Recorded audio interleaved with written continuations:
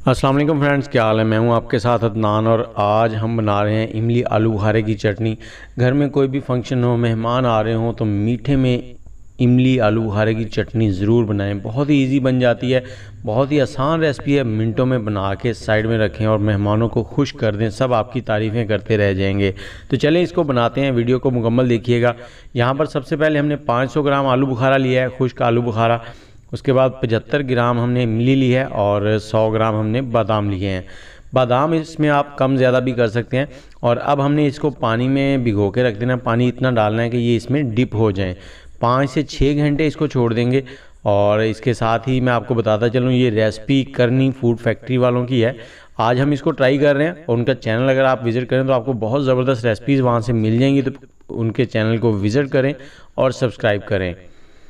तो 6 घंटे के बाद हम इसको दोबारा देखेंगे और तब तक आप हमारे चैनल को भी सब्सक्राइब कर दें, बेल का आइकन दबा दें और सभी वीडियोस को प्रॉपर देखा करें ताकि आपकी रेसिपी भी बिल्कुल ऐसी ही बन सके जैसे हम बनाते हैं। तो 6 घंटे के बाद इनकी लुक कुछ इस तरह से होगी। ये सारी चीज़ें जो हैं वो फूल चुकी हैं, नरम हो गई हैं।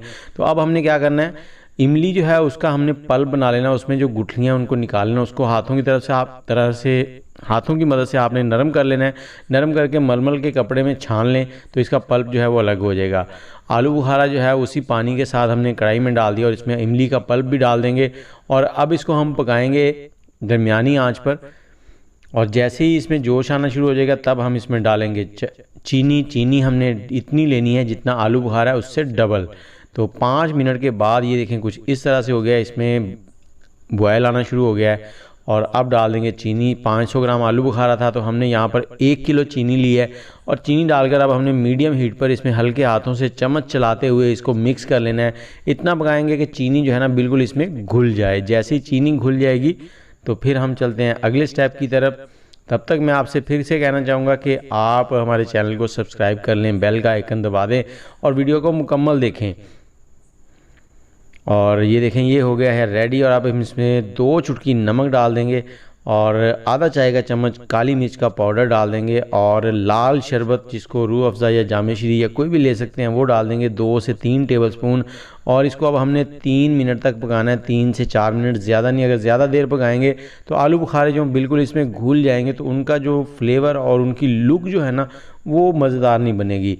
क्योंकि खाना जितना देखने में खूबसूरत होगा उतना ही खाने में मज़ा आएगा। और इसी तरह से हमने दरमियानी आंच पर इसको थोड़ी देर पकाना है। और ये देखें आलू बुखारे बिल्कुल फूल कर मोटे मोटे होते जा रहे हैं। तो यहाँ पर चम्मच जो है ना वो आपने बिल्कुल एहतियात से चलाना है, बिल्कुल हल्के हाथों से, ताकि ये सारी चीज़ें जो है ना वो बिल्कुल मैदा ना बन जाए और इनकी लुक जो है ना कि जो रंगत है, उनकी जो शक्ल व सूरत है वो ख़राब ना हो। तो ये देखें कुछ इस तरह से हो गया है। अब हम चूल्हा जो है उसको बंद कर देंगे और इसको आधे घंटे के लिए साइड में रख देंगे, इतना कि ये नॉर्मल सा हो जाए रूम टेम्परेचर पे।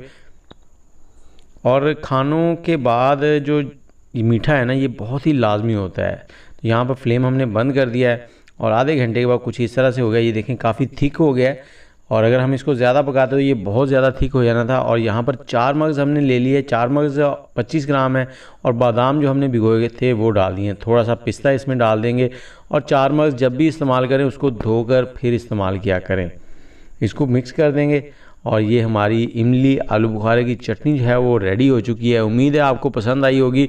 और ये झटपट में रेडी हो जाती है, कोई ऐसा इसमें जादू नहीं है, लेकिन इसका जायका जो है बहुत ही लाजवाब बनता है। तो चलें वीडियो को शेयर कर दें फैमिली मेम्बर्स के साथ ताकि सभी इसको बना सकें और इन्जॉय कर सकें। तो हमें इजाज़त दें, दुआओं में याद रखिए। वीडियो को फिर से कहूँगा कि लाइक कर दें। अल्लाह हाफिज़।